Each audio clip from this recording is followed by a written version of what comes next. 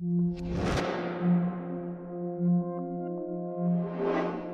job of the wildland firefighter is not a safe one. It's filled with all sorts of risk. And so those mental demands are going to come from a lot of different avenues or a lot of different directions, be it stress, be it human interaction, be it various human factors.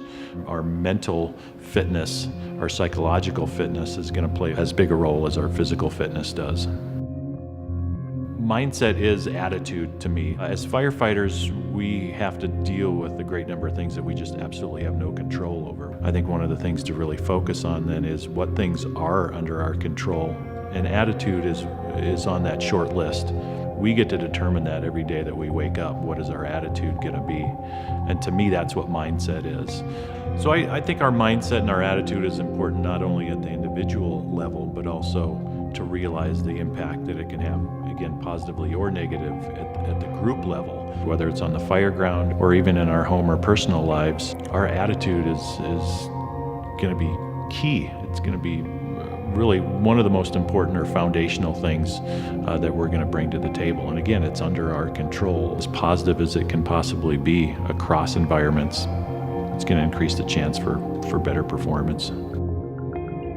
The science is real clear that goal setting works. The research really across the board is very clear that those folks who, in an organized and systematic way, set goals are significantly more likely to accomplish those goals than are people who don't engage in that process.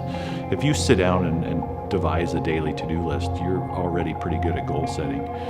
The next step is then simply to project that out a little bit further. All right, this is what I want to accomplish today. What do I want to accomplish a month from now or a year from now? Or where do I see myself 10 years from now? Goal segmentation helps to avoid that resistance that comes from thinking something is too large or it's too difficult or too onerous to accomplish. Bottom line, the most important step then is to actually get them written down on paper so that then you've got a record of it and you can begin to hold yourself accountable.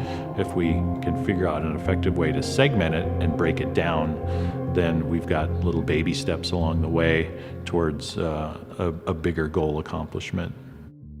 Effective visualization or sensorization does almost exactly the same things as actual real practice. That even through visualization, we're creating neural pathways, or we're strengthening neural pathways, or we're getting muscular activation, central nervous system movement, whether it's visualization of how I would approach a fire once I arrive on it. Visualization or sensorization is going to come into play with a workout. How do I see today's workout going? What do I see myself doing? Now I tap into my goals and they really dovetail into one another. How do I see or visualize things back on the home front after I've been gone on a long roll? So again, I think the door is wide open with regards to sensorization. Tactical breathing is a term adopted by the military when we might deal with anxiety-provoking situations. One of the first things that we lose is effective breathing strategies. We're going to lose fine motor skills. That's one of the first things to go. One of the effects can potentially be loss of some frontal lobe functioning, and frontal lobes are really, really important with regards to attention and decision making and planning, and those are all really, really key skills in a high-risk environment. And if we're more effectively fueling our brain through oxygenation strategies and through tactical breathing, that's a really positive rollout effect.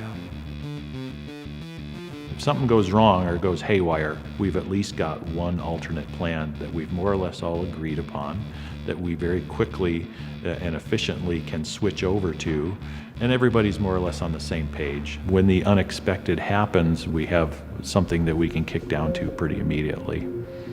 Military special operations do it, and in their attempt to build some protective margins, they go through what's called a PACE protocol, which is a primary plan, an alternate plan, a contingency plan, and then a last-ditch emergency plan. I don't necessarily believe that in wildland fire we need 4 plans, but I think it's fair that we at least have a primary and an alternate plan. Self-talk is simply that dialogue that goes on in our head. We can be oftentimes our own worst critic. A couple of things. First off, awareness. What is that talk that goes on? And then some sort of a label. Is it positive mostly, or is it negative?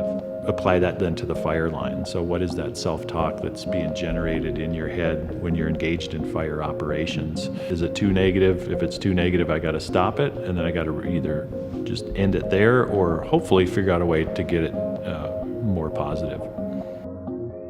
Compartmentalization to me is putting things aside for now because the demands of the environment that you're in don't allow you adequate time to be able to process them. And I think firefighters do a really, really good job of this. They compartmentalize it. They put it away. They say, I don't have time to deal with that right now. I've got to focus on the incident or the task at hand. The challenge then is to come back at some point, because the risk is if enough things get compartmentalized and they're significant enough and we don't process them at some point later, that they're going to eat us up in different ways. And the ways that they eat us up are in adverse behaviors or thought patterns. Self-awareness is just an understanding of who you are. If we can become more comfortable with ourselves and feel less of a tendency to have to put up facades to keep other people from really knowing who we are, then people are going to understand one another a little bit better. And in high-risk environments then, if we can understand one another better, we're more predictable. If we're more self-aware, that helps us, but then it also helps the other people around us be able to understand us better. To me, it's interesting how all of the elements then of the tactical stress tolerance program really dovetail or fit in with one another. They're not disparate or separate elements. They all really, in interesting ways, kind of stack upon each other, and they're all related and tied in together.